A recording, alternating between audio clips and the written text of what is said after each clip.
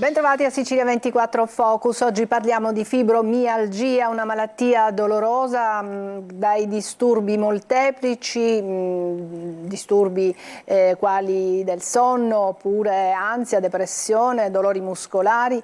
Dolorosa ma per certi versi invisibile perché è difficile da diagnosticare, colpisce soprattutto le donne e in Italia sono oltre 2 milioni le persone che ne soffrono. Ne parliamo oggi con il dottor Sebastiano Tropea, reumatologo dell'ASP di Catania e con la dottoressa Mimì Tavormina, psicologa e psicoterapeuta dell'ospedale Garibaldi Centro di Catania, e poi in collegamento abbiamo Giusy Fabio che ci la sua testimonianza della vicepresidente dell'Associazione Italiana Sindrome Fibromialgica. Grazie a tutti per aver accolto il mio invito. La prima domanda è d'obbligo, la facciamo al dottor Tropea: di cosa stiamo parlando? È una malattia reumatica? Una malattia reumatica, tant'è che il fulcro su cui ruotano è una malattia che interessa tante specializzazioni e in genere il reumatologo. Reumatologo perché è la figura specialistica che si interessa soprattutto di dolore cronico infiammatorio, anche se poi vedremo che nel tempo le diagnosi di fibromialgia hanno portato a dire che è una patologia a volte senza materia, sine materia, e quindi senza danni tessutali di tipo infiammatorio. È una malattia cosiddetta invisibile, e soprattutto perché viene poco diagnosticata o male diagnosticata, a volte può essere solo fibromialgia o in associazione a altre patologie reumatiche, quindi il confine è molto sfumato.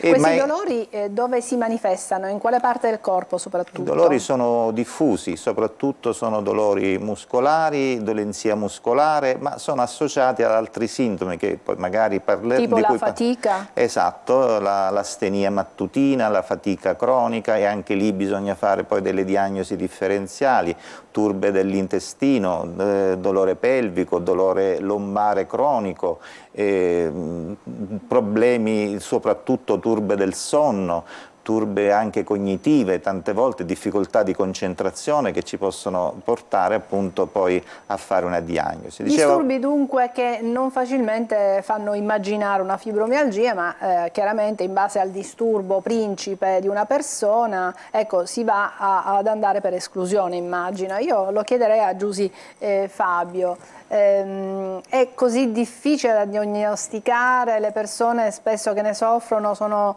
come dire, a volte non sono nemmeno credute. Qual è il percorso che deve affrontare una persona prima di arrivare alla diagnosi? Beh, io porto sempre il mio esempio: 7 anni per arrivare alla diagnosi di sindrome fibromialgica, quindi capite bene le difficoltà, sia perché non ero supportata e aiutata nella gestione della malattia, e per il fatto anche emotivo, psicologico, che non ero compresa, creduta, ero soltanto considerata una malata con problemi psicologici, alcune volte anche psichiatrici. Quindi diciamo che la frustrazione si accompagnava tantissimo alle problematiche che dava la malattia. Diciamo che da qualche anno fortunatamente questo tempo, questa tempistica per arrivare alla diagnosi si è ridotta notevolmente. Naturalmente ha fatto tanto gioco il lavoro che noi associazioni stiamo facendo per far conoscere sempre di più, per sensibilizzare gli specialisti, medici anche di medicina generale, perché è importante il primo momento, cioè l'inquadramento di questo paziente per poterlo indirizzare correttamente a un percorso. È vero che non ci sono delle linee guida nazionali, però in molte regioni i PDTA esistono. In Regione Sicilia, per esempio, c'è un decreto assessoriale che ha delineato le linee guida. Quindi è importante che, a cominciare dal medico di medicina generale, con un inquadramento possa portare poi il paziente ad andare dallo specialista relativo, ad avere una terapia e poi riprenderlo in mano nella gestione della cronicità. Diciamo che questo è il percorso che può assolutamente aiutare nel migliore dei modi i pazienti ad arrivare prima di tutto alla diagnosi, ad una terapia, e poi anche ad aiutarlo a gestire una cronicità di una malattia che da soli purtroppo non è facile fare. Noi come associazioni ci siamo, però abbiamo bisogno anche del consiglio, del supporto medico, e quello per esempio il medico di medicina generale può essere, anzi è il fondamento, perché non si può assolutamente pensare che lo specialista, dopo aver fatto diagnosi, aver inquadrato una terapia, possa prendersi in cura il paziente nel tempo, perché è proponibile. Certo. Quindi purtroppo, essendo che questa condizione non c'è, e il paziente nel momento in cui arriva la diagnosi ha una terapia che però molto spesso, lo dirà infatti penso il dottor Tropea, dà degli effetti collaterali, quindi c'è molto spesso un abbandono anche della terapia perché il paziente si spaventa e non è seguito, ha bisogno poi, cioè è di nuovo abbandonato a se stesso. Dottore, Quindi ma i farmaci sono, come dire, riconosciuti dal Sistema Sanitario Nazionale o le persone devono affrontare anche economicamente? Purtroppo devono affrontare economicamente il costo del farmaco. Questo è gravissimo perché stiamo parlando di una malattia cronica, quindi... Sì, sì, giustamente come diceva poc'anzi la dottoressa Fabbio, è un problema diciamo, affrontare attraverso farmaci che danno degli effetti collaterali. Molte volte sono dei farmaci che spesso vengono utilizzati anche nella depressione, per cui molte volte il paziente entra in un loop di uso di questi farmaci pensando di essere depresso o addirittura, cioè rientra in quel discorso di essere considerato psichiatrico piuttosto che... Invece certo. Si usano questi farmaci proprio perché hanno un'azione specifica sui recettori, sui nocicettori e quindi si utilizzano. Sono dei miorilassanti. Esatto, ma non solo miorilassanti, ma degli analgesici proprio che agiscono sul recettore. Poi ci sono delle terapie che seguono invece, danno la possibilità di come dire, supplementare delle mancanze, tipo che so, il triptofano, cose di questo genere. E poi non ultima la terapia non farmacologica, che non è cosa da poco, che è il supporto chiaramente psichiatrico, psicologico, oppure anche il movimento, l'attività occupazionale, di cui certamente poi la collega ci parlerà. Dottoressa Taormina ci può sicuramente a questo punto dire la sua. Quindi la psicologa, la psicoterapeuta entra in gioco anche quando si parla di fibromialgia. Certamente, si tratta proprio di una patologia relativamente nuova.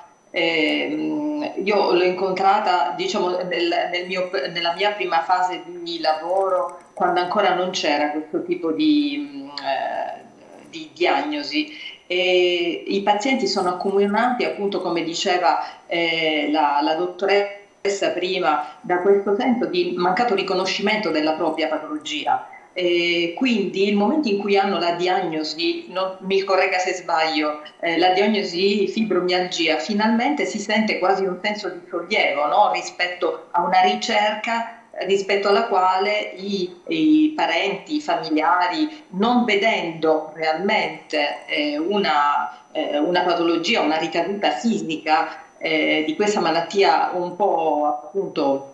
Io l'ho definita invisibile, esatto. L'ho definita invisibile perché molti accertamenti dicono che è tutto ok, esatto. Le analisi al sangue magari dicono che è ok, le risonanze magnetiche dicono che non c'è nulla, però le persone stanno esatto. male, hanno dei dolori e quindi facilmente possono essere considerate, come dire, delle visionarie o delle persone che vogliono la comprensione degli altri, che vogliono attirare l'attenzione dicendo che stanno male e poi non è vero, e invece si tratta di fibromialgia. Stanno incominciando ad arrivare le prime domande ed io do spazio perché mi piace, insomma, soddisfare i nostri telespettatori. La fibromialgia comporta anche disturbi visivi?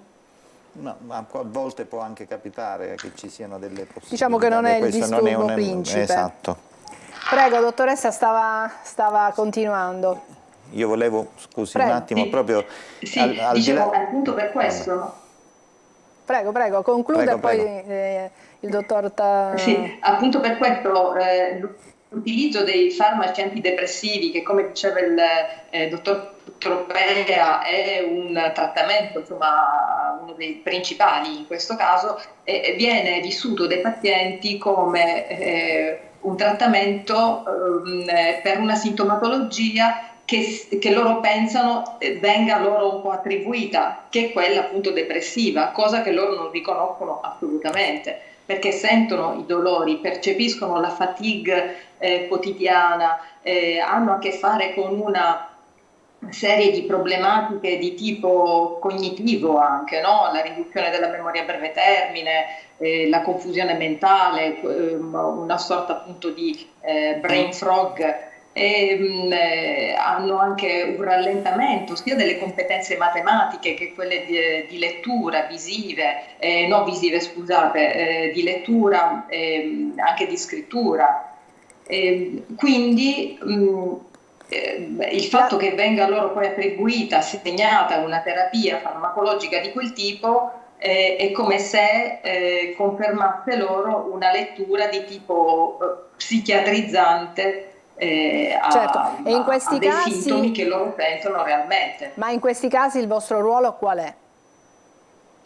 Il nostro ruolo è quello di fare i conti con una patologia che c'è, che esiste. Quindi innanzitutto, come dire, validare la richiesta di un paziente che chiede aiuto per quel tipo di sintomatologia che percepisce, che riporta come tale, e quindi riconoscerlo in questa patologia, in questa sindrome, provare a costruire insieme una migliore qualità della vita attraverso non soltanto la psicoterapia, e in questi casi è preferibile l'approccio cognitivo-comportamentale per una serie di questioni che magari poi potremo approfondire, ma anche per esempio con la pratica della mindfulness, che se avremo spazio appunto potrò presentare perché è uno strumento abbastanza valido. Perfetto, brevemente perché stanno arrivando appunto tante domande. Dottore,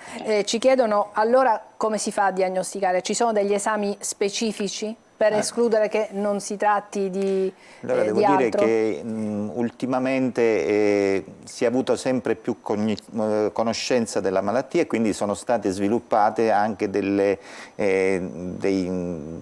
indagini che chiaramente lei diceva bene, non c'è niente dal punto di vista dell'imaging eccetera, però degli approcci recenti hanno fatto vedere che comunque ci sono per esempio c'è un coinvolgimento del sistema immunitario e c'è anche un coinvolgimento, studiando sulla biologia molecolare, anche un coinvolgimento della membrana cellulare, quindi nei pazienti con fibromialgia c'è una particolare iperespressione di alcune sostanze. Questo siamo oggi tutti alla ricerca della, diciamo, del biomarker, il fondato sospetto, però fondamentalmente è completo, fondamentalmente la diagnosi è clinica, quindi bisogna, ecco perché giustamente diceva la dottoressa Fabio, bisogna rivolgersi ai medici di medicina generale che sono la prima frontiera nell'individuare precocemente queste patologie e quindi dare loro degli strumenti di clinica e quindi di diagnostica clinica, fondamentalmente con la visita, con il colloquio, con il paziente, in modo tale da poter individuare subito la patologia e inviarla allo specialista. Quali sono i sintomi? Li abbiamo detti, sono sintomi molto sfumati che molte volte sono in comorbilità con altre patologie, quindi bisogna fare una diagnosi differenziale molto ben accurata e mettere nelle condizioni poi il paziente, come vorrei sottolineare, del fatto di non sentirsi abbandonato, perché il paziente, lei diceva bene, è invisibile, si sente soprattutto una volta fatta la diagnosi invisibile al sistema sanitario nazionale. Questa è la cosa più oggi secondo me da sottolineare. Da dire che in atto c'è depositata in Parlamento una legge che dovrebbe prevedere anche delle, diciamo così, l'invalidità per questo tipo di patologie, la pensionabilità o addirittura il rimborso dei costi, oltre che è una legge molto ampia, prevedere quella che è la ricerca, individuare dei centri sia per la diagnostica che per la riabilitazione, che è importante poiché è un lavoro di squadra che bisogna fare, perché come dicevo prima ci sono tanti problemi di tipo sintomatologico che coinvolgono tanti specialisti che vanno dallo psicologo al ginecologo, al gastroenterologo, al reumatologo, all'ortopedico per l'eventuale correzione di alcune situazioni. Per cui voglio dire è un discorso che va fatto in squadra e bisogna lavorare e puntare su questo tipo di coinvolgimento tra tutti gli specialisti e fare sì di arrivare il più presto possibile alla diagnosi e non far sentire, come diceva la dottoressa Fabio, il paziente abbandonato alla sua terapia. Il fatto di mettere il paziente nelle condizioni di gestire poi insieme allo specialista la terapia, perché poi arrivato a un certo punto il paziente stesso gestisce la sua terapia. Stanno arrivando tante domande e quindi magari cerchiamo di rispondere velocemente. Andiamo in pubblicità. Nel frattempo vi ricordo il nostro numero di telefono che è il 342 7455 005. Non telefonate, mandate solo delle domande con un messaggio. Io le farò a raffica agli specialisti che abbiamo coinvolto e cercheremo di rispondere un po' a tutti. Grazie, ci vediamo tra pochissimo dopo la pubblicità.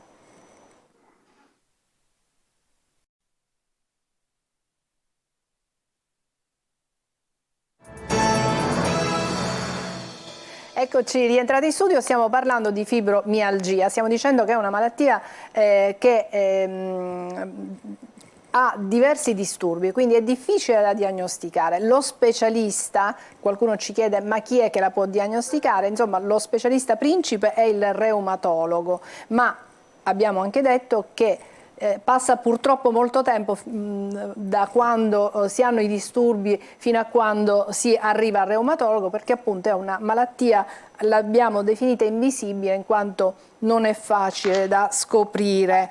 Una nostra telespettatrice ci dice che soffre di endometriosi e adesso ha scoperto di avere anche la fibromialgia. Ci chiede se c'è un rapporto, se ci può essere un rapporto fra le due patologie. Potrebbe esserci un rapporto sia dal punto di vista immunitario ma anche dal punto di vista del fatto che il dolore cronico, lo stress diciamo, della patologia in sé può innescare la stessa fibromialgia.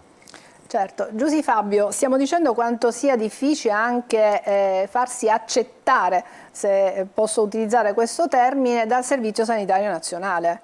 Stiamo parlando di una malattia dove si devono prendere parecchi farmaci per tutta la vita, perché è una malattia cronica e quindi anche da questo punto di vista. Prego. Sì, più che l'aspetto farmacologico che sono molti farmaci, qui appunto ci sono due esperti che possono confermare, diciamo che la farmacologia al momento per quanto riguarda la fibromialgia è molto relativa. Più c'è da considerare un aspetto al di là del farmaco, l'aspetto, le terapie complementari alternative, soprattutto l'attività fisica, la nutrizione, il psicologico, tutta la parte della terapeutica, quindi ancor più non c'è solo un costo di farmaco da sostenere, ma tutto il resto che è veramente insostenibile. Quindi, come diceva il dottor Tropea, c'è bisogno di una gestione multidisciplinare e purtroppo nelle condizioni economiche in cui versa molta gente oggi, purtroppo non tutti i pazienti riescono a curarsi. AISF, da quando è nata, dal 2005, lotta per dare un riconoscimento a questa patologia come malattia cronica invalidante e quindi farla inserire nei livelli essenziali di assistenza in modo da poter avere un supporto economico dal Servizio Sanitario Nazionale, quindi far rientrare, non dico tutte le prestazioni, ma almeno in parte nel sostegno appunto sanitario nazionale. Ad oggi ancora non ci siamo riusciti, nel senso che la Commissione LEA, che nel fine 2021 si è riunita per l'aggiornamento dei livelli essenziali di assistenza, in verità ha riconosciuto la fibromialgia come malattia cronica invalidante, quindi il riconoscimento è avvenuto. Il problema è che ad oggi non si vede, non si tocca a questo inserimento perché effettivamente manca il decreto aggiornamento che dovrebbe appunto aggiornare i LEA. Sappiamo benissimo che nel momento in cui questo decreto spunterà, ci auguriamo entro l'anno o al massimo i primi del 2024, almeno queste sono state le promesse del sottosegretario alla salute, ma di tutti anche insomma insomma coloro che stanno lavorando a questa situazione, diciamo che ci siamo.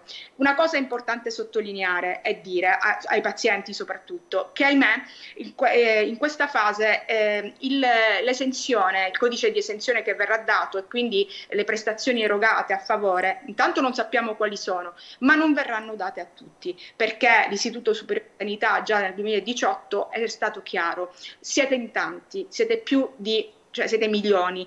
Purtroppo il sistema sanitario nazionale economicamente non può sostenere tutto il carico di spesa, perché fondamentalmente il problema è stato economico, e quindi ha chiesto uno studio che ha stabilito dei criteri di severità. Quindi l'esenzione verrà data soltanto in base a questi criteri di severità, quindi in base alla gravità della malattia.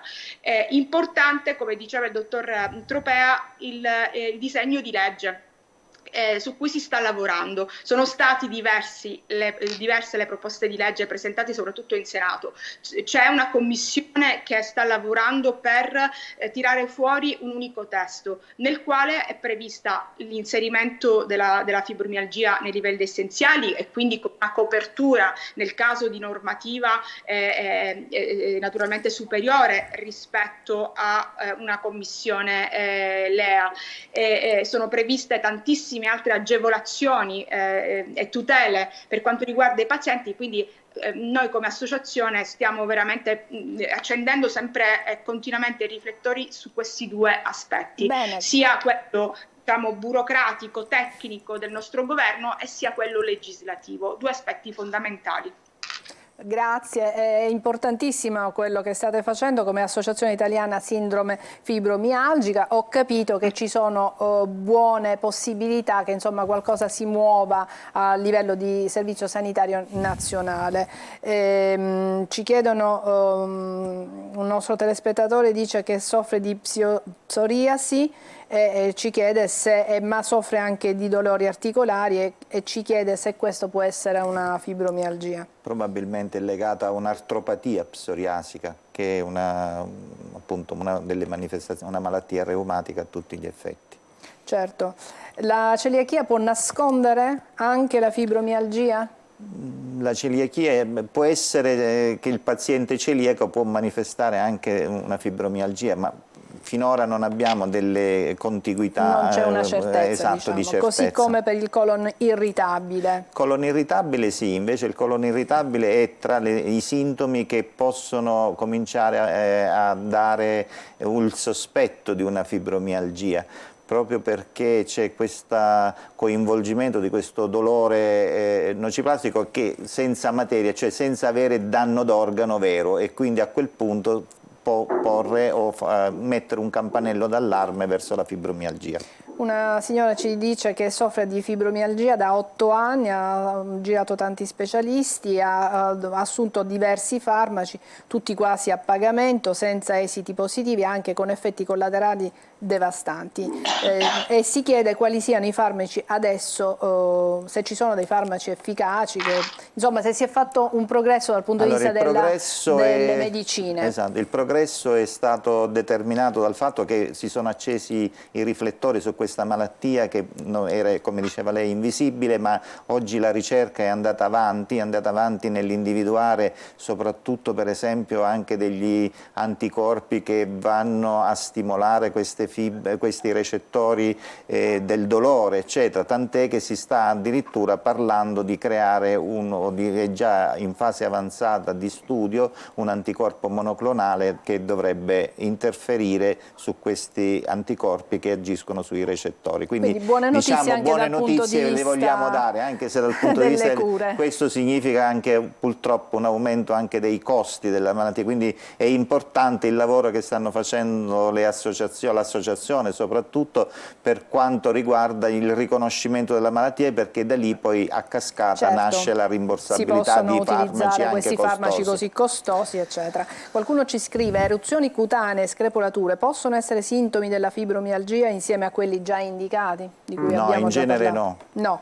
quindi possiamo Purtroppo potrebbero tranquillizzare. essere delle sintomatologie legate più alla psoriasi, dove il coinvolgimento del sistema nervoso potrebbe essere anche una concausa che innesca il dolore e quindi la malattia. Certo. E invece in ginecologia quali sono i disturbi, ci chiedono? Fondamentalmente è il dolore pelvico, la difficoltà anche nei rapporti sessuali e quindi la dismenorrea, potrebbero essere tutte cause, quindi la vulvodinia, potrebbero essere tutte cause di tipo ginecologico. Perfetto. Ultimo minuto di trasmissione, lo dedichiamo alla dottoressa Tavormina. Brevemente un consiglio da dare alle persone che purtroppo stanno affrontando questa malattia. Ma il consiglio psicologico è quello di non mollare nel riconoscimento della sintomatologia che hanno e di farsi un po' accompagnare, di consentire a qualche esperto di poter accompagnarli in questo percorso della costruzione di una diagnosi e di poter Prego. perseguire dei percorsi che possano rinforzarsi, che possono rinforzare la propria vita all'interno, con all'interno anche questa patologia. Quindi patologia e vita non corrispondono mai. Bisogna pensare che nella vita sono presenti tante cose, come anche le patologie così croniche, così difficili in quanto invisibili. Ripeto, Bene, grazie dottoressa di trattamento. Prego.